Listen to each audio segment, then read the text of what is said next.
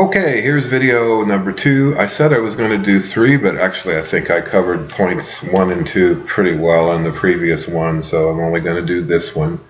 And then you'll have the lecture material in your hands for the week. Okay?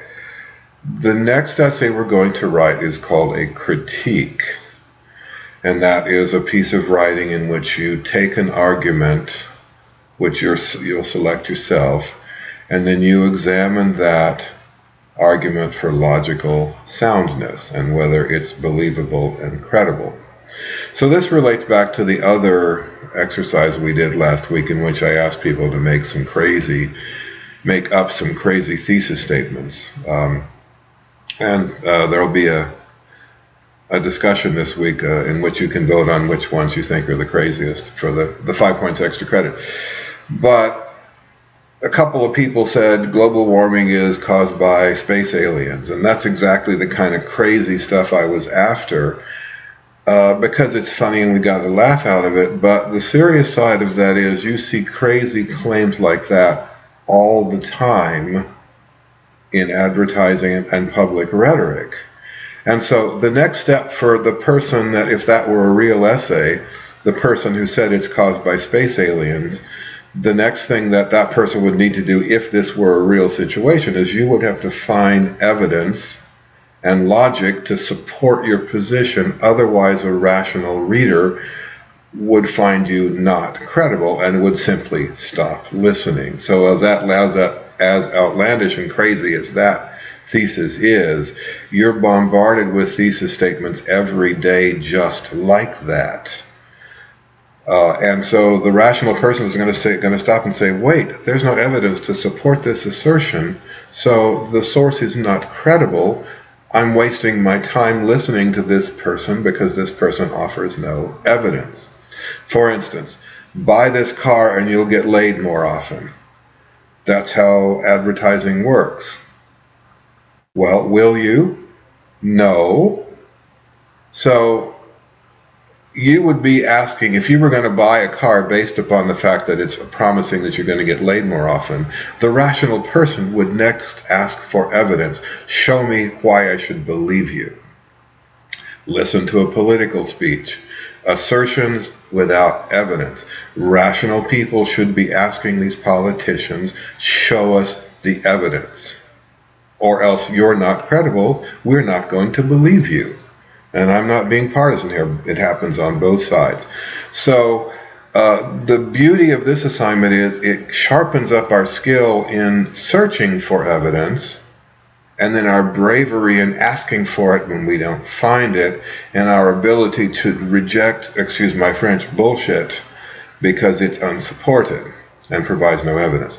Okay, the reading assignment for this project is Wilhoit chapter 6 and chapter 7. The expectation is that you will read those chapters carefully. You will spend some hours on them, and you will spend some time with this lecture, and then you'll have the foundation upon which to stand to do your work for this unit. Okay? I can give you the materials, this lecture, chapter 6, chapter 7, but you must construct the foundation.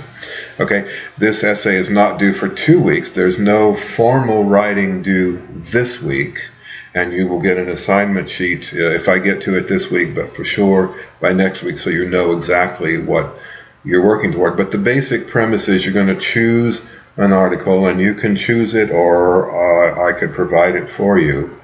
I prefer you to make your own choice, because then you're dealing with something you may be more interested in. And then you're going to look at that argument for evidence or lack thereof, and for logical fallacies, which we'll talk about in a second. Okay?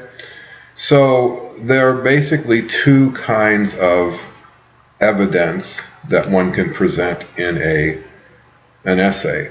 They're induction and deduction. Now, we're using these terms very loosely because this is not a logic class and I don't expect mastery of this. Our definitions would certainly not wash in Mr. Smith's philosophy classes. But they're a working definition that's good enough for our purposes here. And here's the distinction. Deduction is a form of reasoning that just provides things that are common sense, that would make sense to a rational reader without necessarily needing to have evidence provided. For instance, when the so-called founding fathers wrote the phrase, "We hold these truths to be self-evident," they're using deduction. They're saying this is how it is, and this should make sense to all rational people.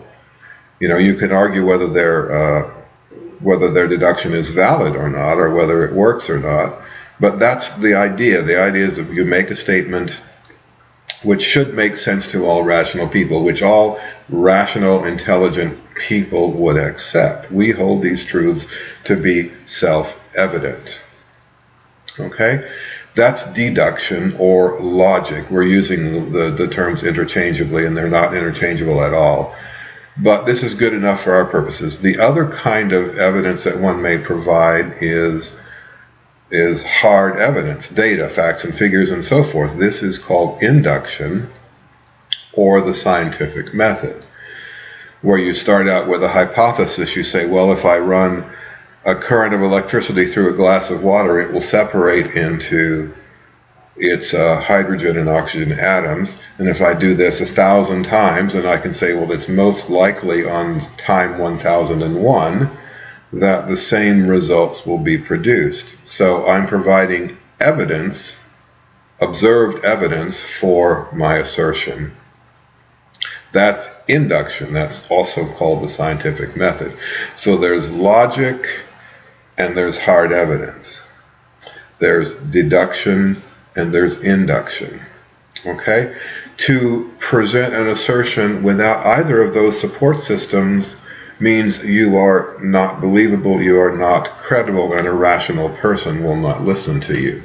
Now, the big problem in our culture is we've degraded and devalued these kinds of approaches to our lives so much that we listen to crap all the time, and we believe a lot of crap we shouldn't believe, and we don't ask for evidence.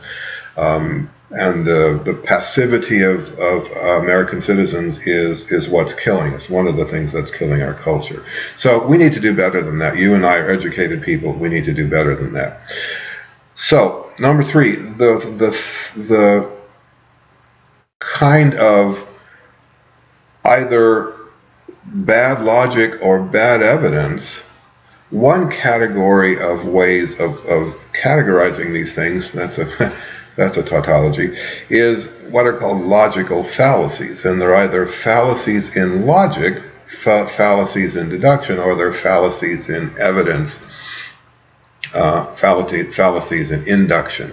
So we're going to just be looking at a handful of those this week, and you're going to attempt to apply them to the article that you choose. Again, I don't expect mastery of any of this. What I'm after at base is that you and I look at what we're being presented with, and then we ask for evidence of one kind or another to tell us whether or not we should believe what we're being told. We're being told a lot of stuff with no evidence whatsoever and no logic whatsoever to it. We should not believe that, but we do. Okay? If we can learn to watch out and pay attention, our lives will improve, guaranteed. Okay? So the 3 things this week is to talk about, and the discussions will focus you on induction with evidence, deduction with logic, and then logical fallacies, which are mistakes, usually deliberate, in either of those kinds of approaches. Okay? Again, the essay is not due until next week. You might want to get a draft started because we'll be following through the same things, but you need to read Chapter 6 and Chapter 7 first so that you know what you're doing, so that you're going in armed to do battle and not wandering around blindfolded on the battlefield. Okay? Again, the discussions this week should help us get focused with exactly what we're trying to do. I'll try to get the assignment sheet designed this week. If I don't get it up this week, it'll be first thing next week right off the bat. Okay, so have a good week. Get those discussions done. And keep in touch. I am now doing office hours on Wednesday from 10 to 11. I will be in that chat from 10 to 11 on Wednesday, physically there. And if you put a question in that chat on Wednesday from 10 to 11, I will see it immediately and I will respond immediately. Okay? So please use that. Okay? Bye.